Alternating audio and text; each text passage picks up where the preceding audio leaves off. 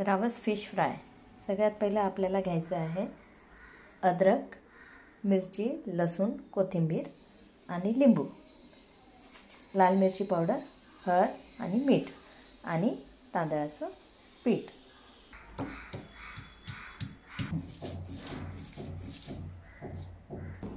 Fish फ्रायसाठी पहिलं फिशमध्ये लिंबू पिळायचं आणि त्याच्यानंतर हळद आणि मीठ टाकून त्याला थोडं वेळ मॅरिनेट होऊ द्यायचं आहे। मॅरिनेट झालं 5 मिनिट्स। आता आपण त्याच्यात अद्रक, लसूण, मिरची, कोथिंबीरचा पेस्ट टाकायचा आणि हे चांगलं मिक्स करून घ्यायचं आहे।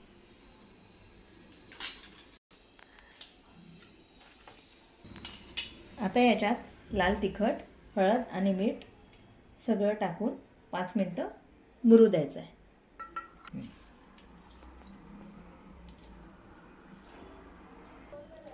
तांदळाच्या पिठामध्ये थोडंसं तिखट, हळद आणि मीठ ॲड करायचं।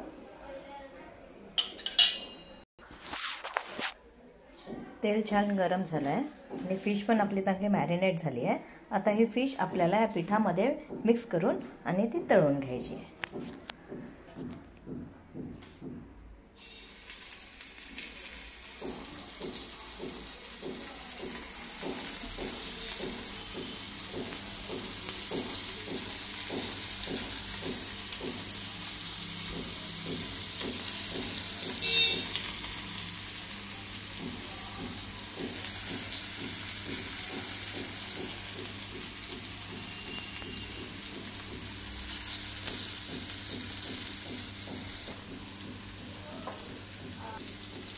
हे चांगलं एक साइडने फ्राय झालं की याला परतवायचं दुसऱ्या साइडला।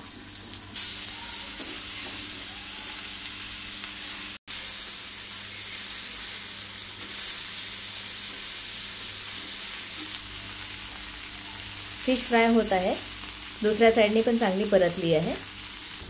फिश फ्राय दोन्ही साइडला व्यवस्थित झालेली आहे, तर आपली रावस फ्राय रेडी आहे। आपली फिश फ्राय रेडी आहे।